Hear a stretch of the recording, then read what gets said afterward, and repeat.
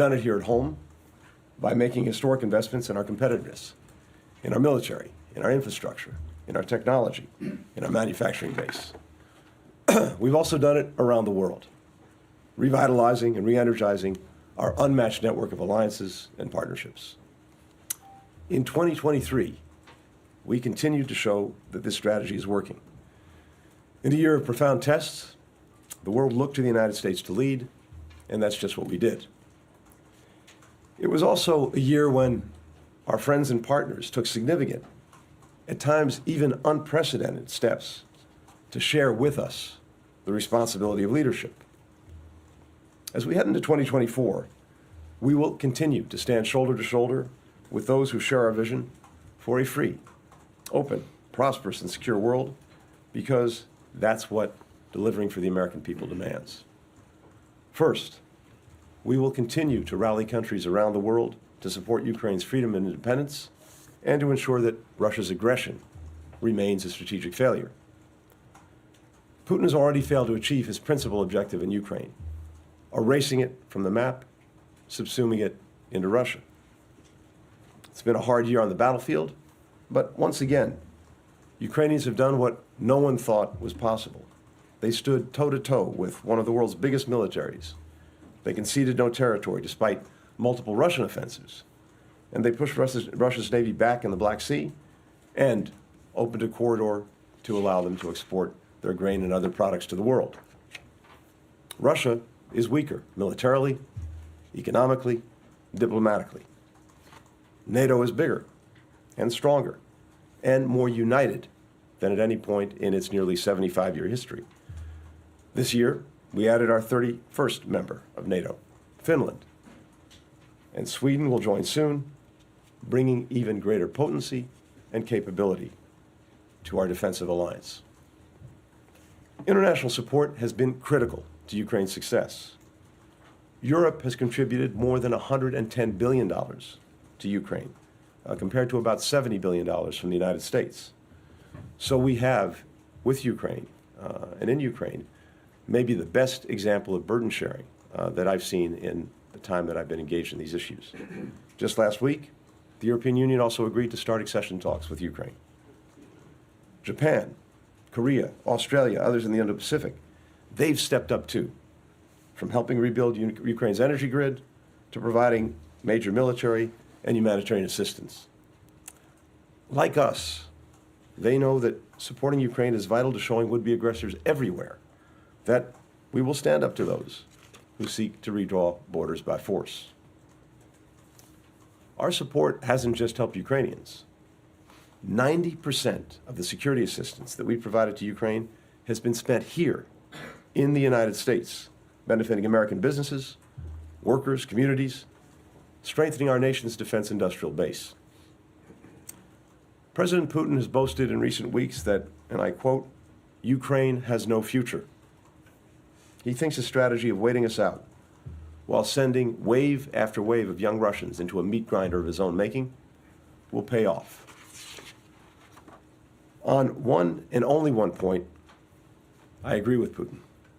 America's ongoing support is critical to enabling Ukraine's brave soldiers and citizens to keep up their fight, to ensure that Russia's war remains a strategic failure, and to continue helping Ukraine move toward standing strongly on its own 2 feet, militarily, economically, and democratically.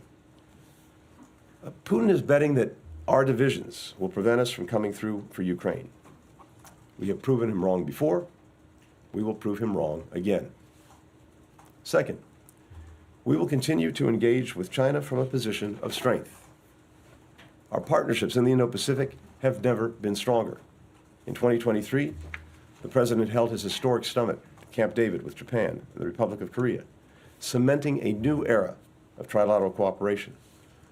We're working with the United Kingdom and Australia to produce nuclear-powered submarines. We launched new comprehensive strategic partnerships with Vietnam and Indonesia, a new defense cooperation agreement with the Philippines, new trilateral initiatives with the Philippines and Japan, new embassies in the Solomon Islands and Tonga. We've deepened our partnership with India. We've elevated cooperation through the Quad with India, Japan, Australia. The United States is more closely aligned than ever with the G7, with the EU, with other allies and partners on the challenges presented by Beijing. And we're working together to address them. We're deepening cooperation and coordination between NATO and our Indo-Pacific allies. These efforts have allowed us to engage more effectively when tackling areas of concern, like China's coercive trade and economic practices, peace and stability in the Taiwan Straits and the East and South China Seas, and human rights. At the same time, our efforts to restore high-level diplomacy, starting with my trip to Beijing in July, have allowed us to take practical steps to reduce the risk that competition veers into conflict, as well as to make progress on issues that matter in the lives of our fellow citizens. That was on full display when President Biden met with President Xi last month and made tangible progress on issues that matter to Americans as well as to people around the world. We secured China's cooperation on reducing the flow of precursor chemicals that are fueling the synthetic drug crisis. We're restoring military-to-military communications at all levels to reduce the possibility of miscalculation and conflict. And we've agreed to discuss risks and safety around artificial intelligence. I look forward to continuing these discussions in the year ahead. Third, we will keep shaping and leading coalitions to solve the problems that demand working together with others for the good of our people and for people around the world. That's exactly what we did in 2023, rallying coalitions of governments, businesses, civil society, regional and multilateral institutions to tackle food insecurity, to promote secure, safe, trustworthy AI systems, to fight the synthetic drug crisis, to stop the scourge of governments that arbitrarily detain foreign nationals for leverage, to mobilize hundreds of billions of dollars to build physical, digital, clean energy, and health infrastructure across developing countries, including some of the most fragile ones. At the same time, we championed reforms to make the international system more inclusive, more effective, more responsive to advancing these issues, from the World Bank to the G20, which will now have the African Union as a permanent member. On every one of these priorities, and on many others, delivering for the American people means improving the lives of people around the world. The reverse is also true. Leading on these global challenges is good for Americans. When we help reduce the flow of fentanyl and other synthetic drugs, we're not only tackling the #1 killer of Americans aged 18 to 49, we're addressing a scourge that hurts families around the world and rooting out the criminal organizations that profit from their suffering. When we rally democratic partners and allies to build clean energy infrastructure in countries that can't afford to build it on their own, we're preserving our shared planet and creating new opportunities for American workers, American businesses, American investors. When we team up with other countries to hold accountable and deter governments that arbitrarily detain foreign nationals as political pawns, we can apply more effective pressure to bring our fellow citizens home, and we make people in all nations less vulnerable. Fourth, in the conflict between Israel and Hamas, we will continue to focus intensely on our core priorities, helping Israel ensure that what happened on October 7th can never happen again, bringing the conflict to an end as quickly as possible, while minimizing the loss of life and the suffering of civilians, getting the remaining hostages back home to their families, preventing the conflict from spreading, and, once and for all, breaking the devastating cycle of violence and moving toward durable, lasting peace.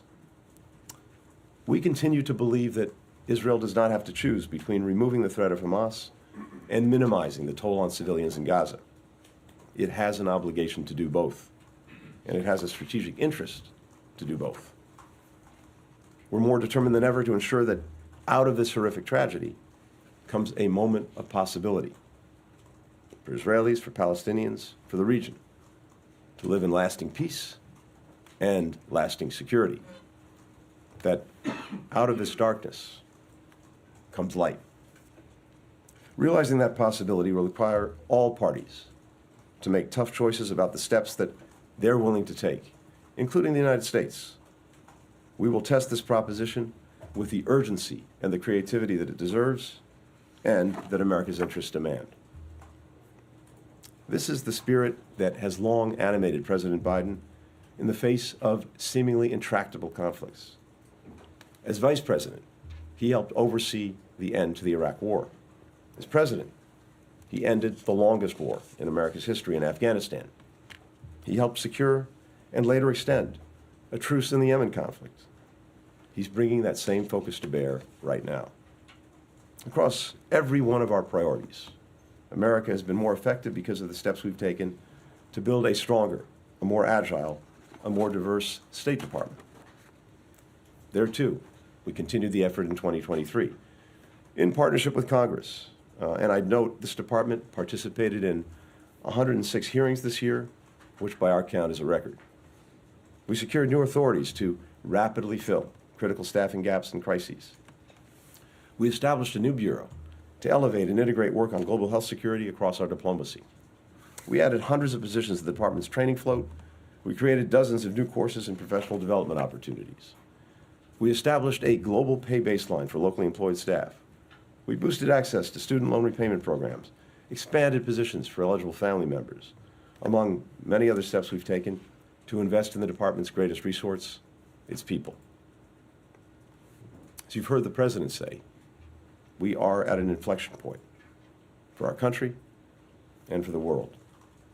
What we do, what we fail to do, in this moment will have profound consequences for decades to come.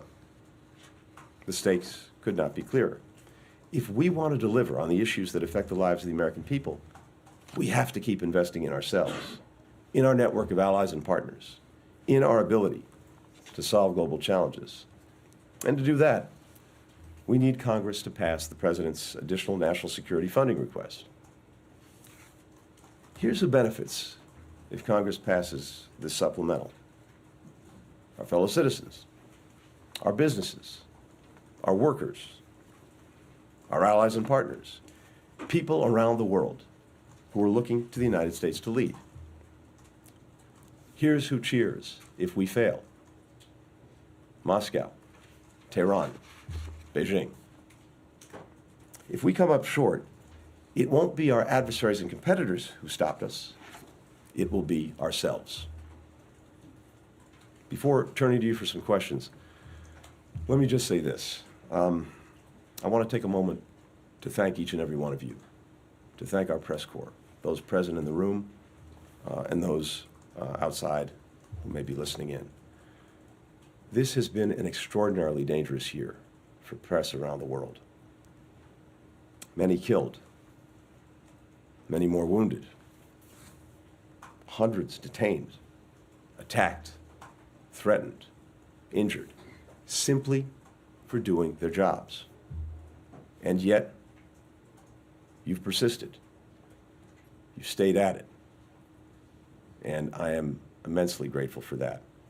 To all the reporters here today, with whom I've clocked a few miles this past year, your relentless efforts to ask tough questions, often multi-part, and get accurate, timely information to people around the globe is a true public service.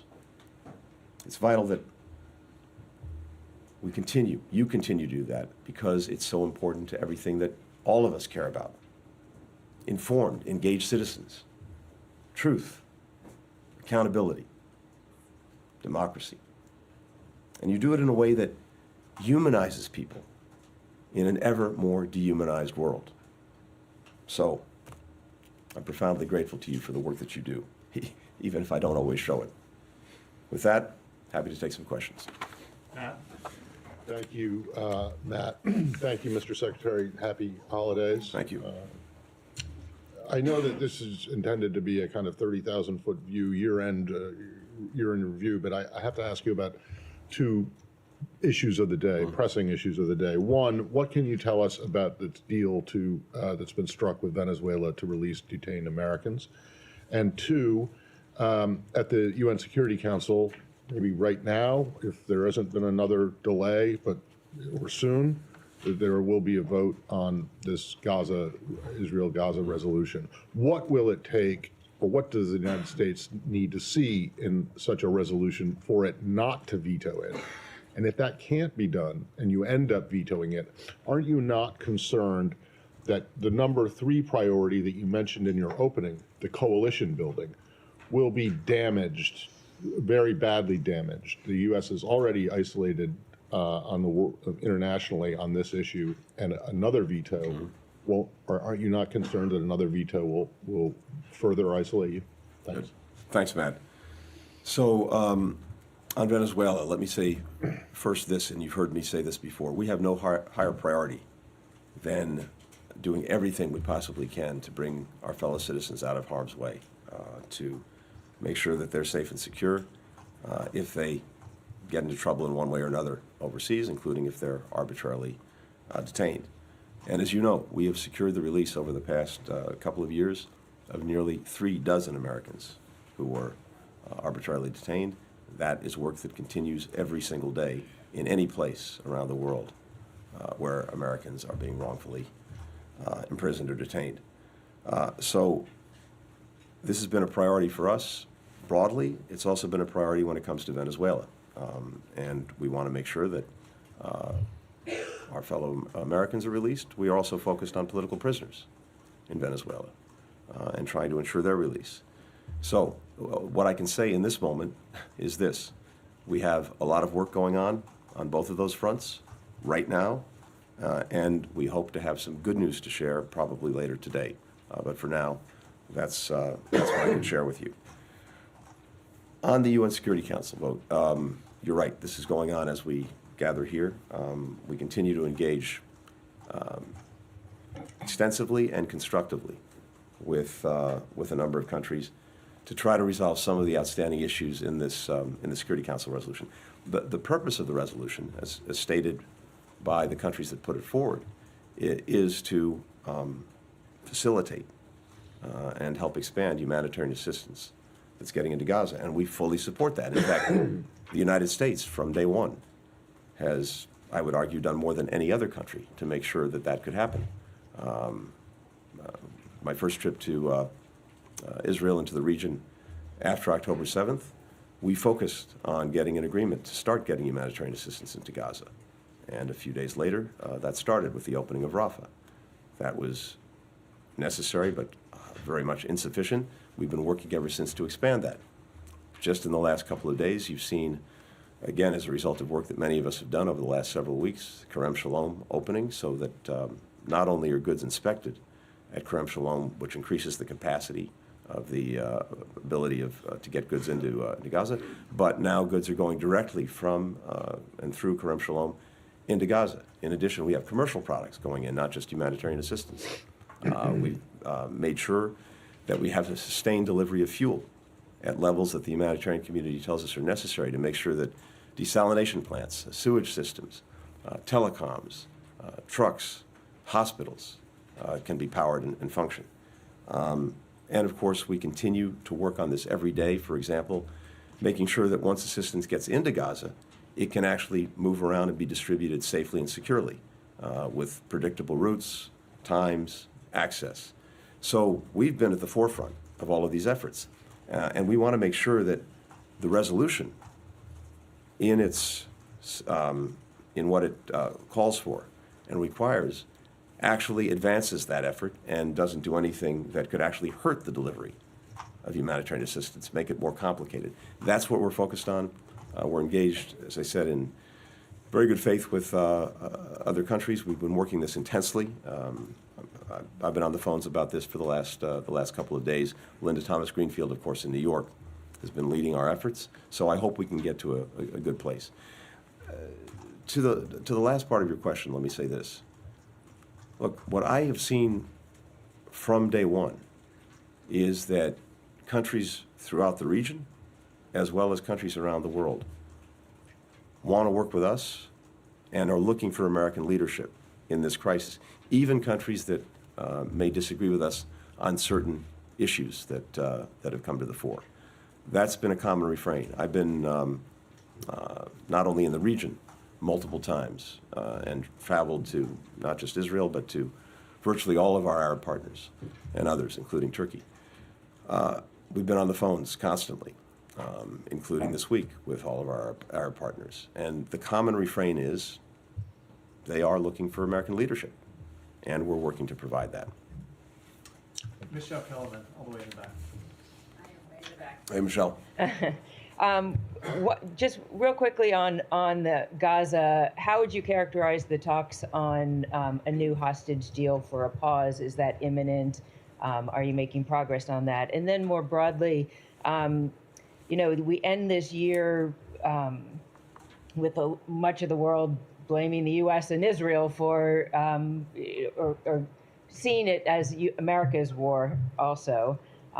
It's hurting America's image in the world. There's a stalemate in Ukraine and no new aid package. The fighting goes on in Sudan. I wonder if there's anywhere that you're rethinking strategy or have some ideas on how to change the dynamics on any of those conflicts. Thank you. Thanks, Michelle. On the question of hostages and a pause, this is something we'd very much like to see happen. As you know, we were instrumental in getting the first humanitarian pause that facilitated the release of 110 hostages. Israel has been very clear, including as recently as today, that it would welcome returning to a pause in the further release of hostages. The problem was and has been and remains Hamas. They reneged on commitments that they made during the first pause for hostage releases.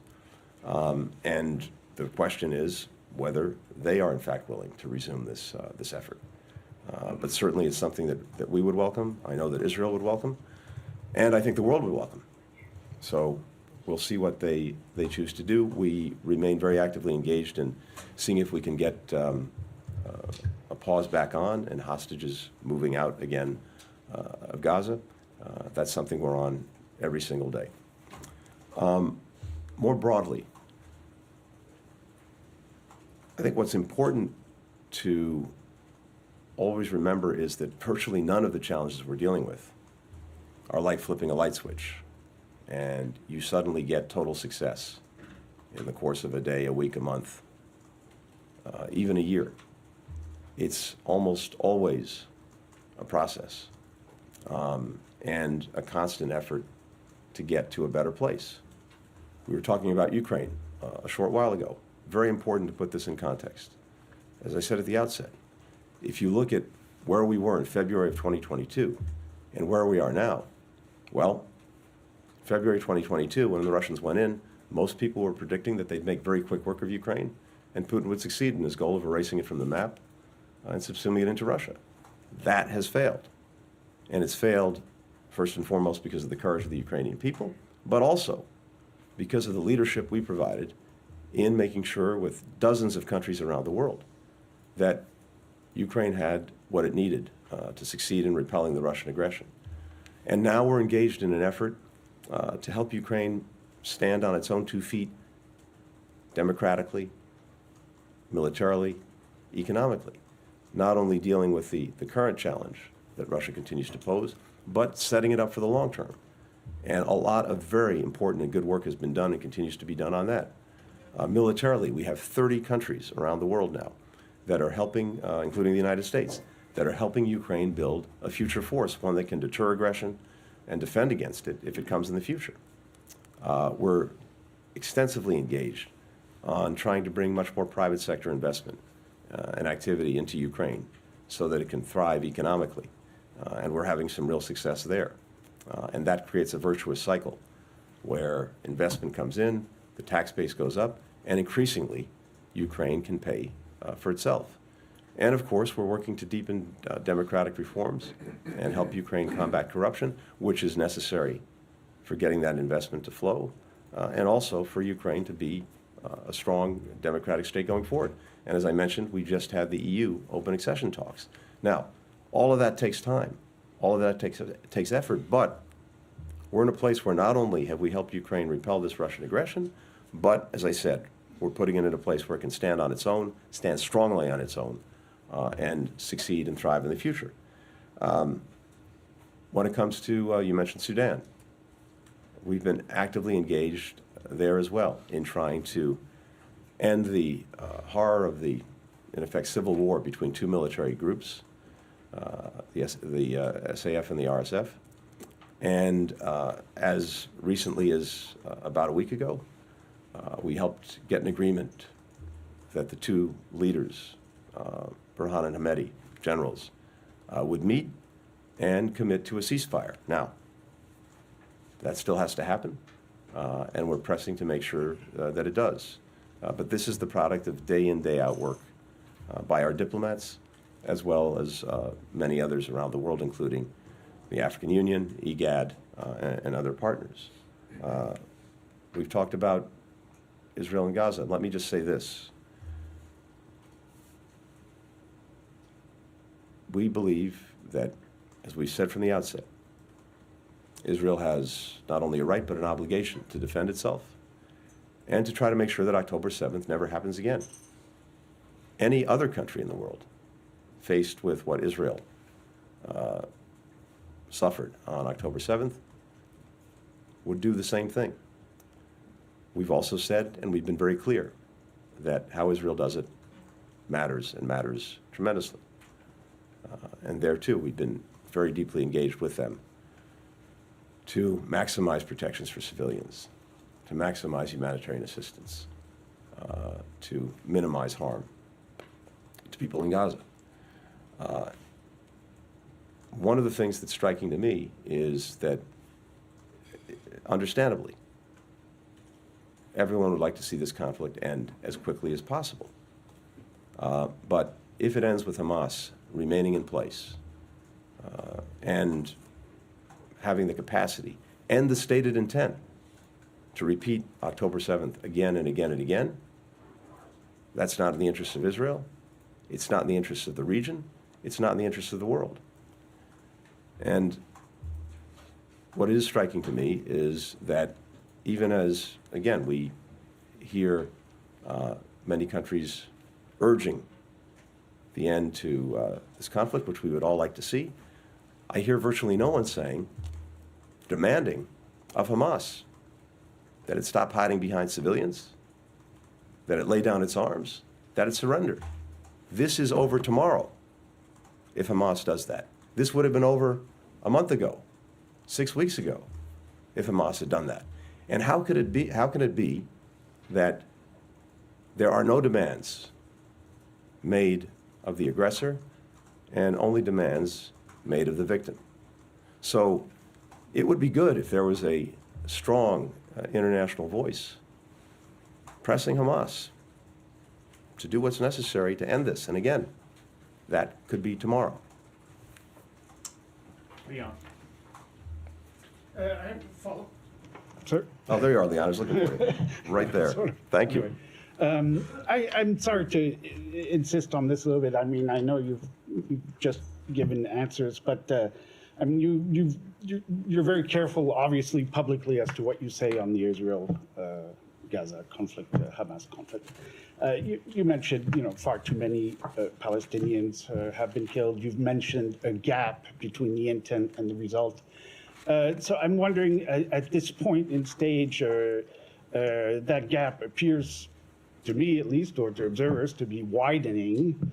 And as to what extent are you going to allow that to widen even more? In other words, is there a red line for you, in a sense, regarding Israel's response to Hamas? Leon, what I'd say is this.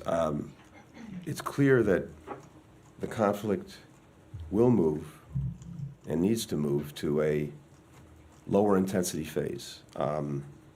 And we expect to see and want to see a shift to more targeted operations with a smaller number of forces that's really focused in on dealing with the leadership of Hamas, the tunnel network, and a few other critical things.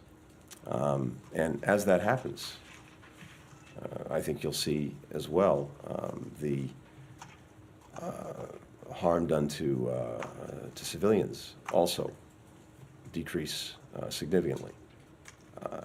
We've said all along, and we have these conversations almost every day, that it is vitally important how Israel conducts its operations.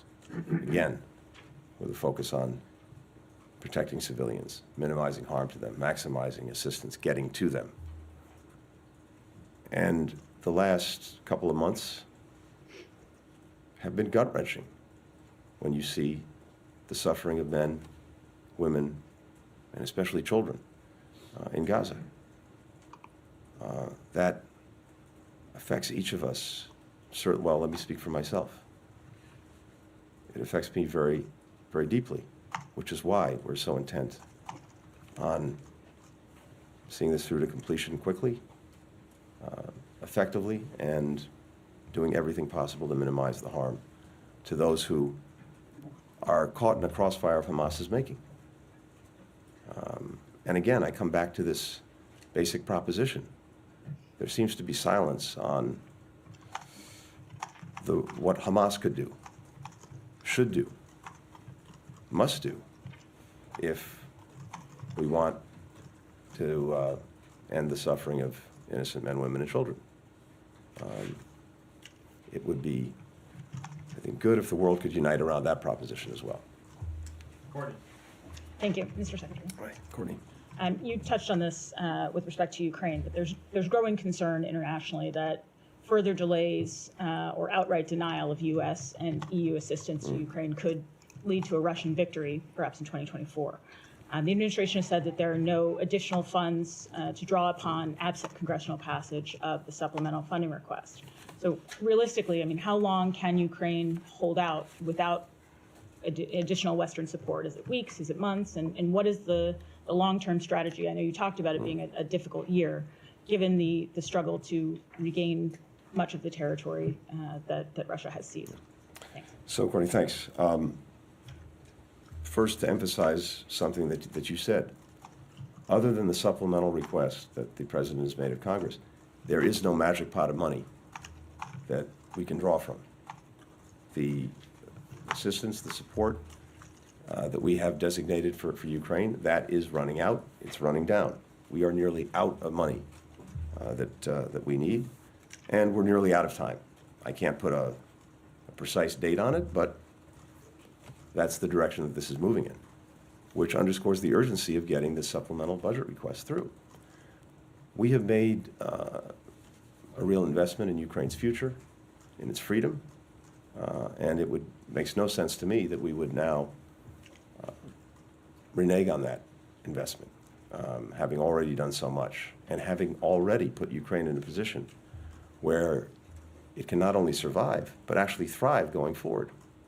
And we have a very clear plan, as I said, to make sure that Ukraine can stand on its own 2 feet, militarily, economically, democratically, so that these levels of support and assistance will no longer be necessary. But we have to help Ukraine get through the next period of time, get through this winter, get through the spring and summer. I'm also focused on the fact that they have their own plans to continue, not only to deter the Russian aggression, but to continue to take back territory that was seized from them by Russia. As you know, they've taken back more than 50% of the territory that Russia took in February of 2022, and that's going to be an ongoing effort. But the most important thing is, as I said, making sure that we get Ukraine to a place where it can stand on its own feet. And we see that. It is there before us, but we have to continue to provide the support to get them to that place. And I want to emphasize 2 things again, because it bears repeating every single time. One, this is not just the United States alone doing it. It's the United States and dozens of other countries with better burden sharing than I've seen in any other crisis that I've been involved in over 30 years. I mentioned this before. We've provided about $70 billion to Ukraine over the last couple of years. Our allies and partners, more than $110 billion. So they are more than picking up their share of the burden. Second, as I mentioned before, virtually all of the security assistance that we've provided to Ukraine and the security assistance that would be that's in the supplemental budget request, that gets invested right here in the United States. That's where it's spent. And that not only helps procure the weapons that Ukraine needs, it provides good jobs here in the United States. It builds our own defense industrial base. So in many ways, this is a win-win for us. And it's why I would hope Congress acts quickly. And again, as I said before, we know who will be happy if for whatever reason, this budget request does not go through. And they're sitting in Moscow, they're sitting in Beijing, they're sitting in Tehran. The last question, Lydia. Thank you, Matt. Thank you, Mr. Secretary. You just told us here, and you've often Often said before that there's no higher priority for the United States than bringing home Americans who are wrongfully or arbitrarily detained overseas or being held hostage. Dozens of American families right now are living through another holiday season, entering another new year without their loved ones by their side. Cases are lingering in Russia, China, Afghanistan, Syria, Iran, Saudi Arabia, many other countries that I know you know well. So what is your message to those families right now struggling to share in the joy of news of some Americans being freed and some feeling increasingly hopeless, increasingly left behind by their own country? If I may specifically ask you on known cases in Russia where Vladimir Putin appeared last week to be holding the door open to some kind of deal, saying the American side must hear us and make a decision that will satisfy the Russian side as well. Have the Russians made a counteroffer for the release of Paul Whelan and Evan Gershkovich? Thank you very much. Thank you. My message to Americans who have their loved ones being arbitrarily detained someplace around the world is twofold. One, we're with you. The President is with you, and he's working for you every single day to bring your loved ones home. And second, do not give up hope, because we have demonstrated time and again that even when something seemed hopeless, it wasn't. We brought more than 36 Americans who were being arbitrarily detained back home to their families over the last 3 years. And each and every one who comes home should be a message of hope to those who remain detained and to their families and loved ones. That not only is it possible, it's happening. It happens. So it's, of course, one thing for me to say that. It's another thing if you're a member of one of these families that has a loved one being detained, who have to live through that every hour of every day. The uncertainty, the not knowing. None of us can fully put ourselves in their shoes. But I've spent a lot of time meeting with the families of those who are arbitrarily detained, held hostage. And for me, and for the President, this is not, these are not names on a piece of paper. These are not numbers. They're real people, real families, whose lives have been torn apart by the arbitrary actions of other governments or groups. And remembering, as I do every day, that we're talking about real people, real lives, real families. That's what motivates us to do everything possible to bring them back. With regard to Russia, Evan, Paul Whelan, all I can say is this: we're very actively working on it. And we will leave no stone unturned to see if we can't find the right way to get them home and to get them home as soon as possible. I can't get into any more details than that. You'll understand why, but it's very much a focus of our actions and activities.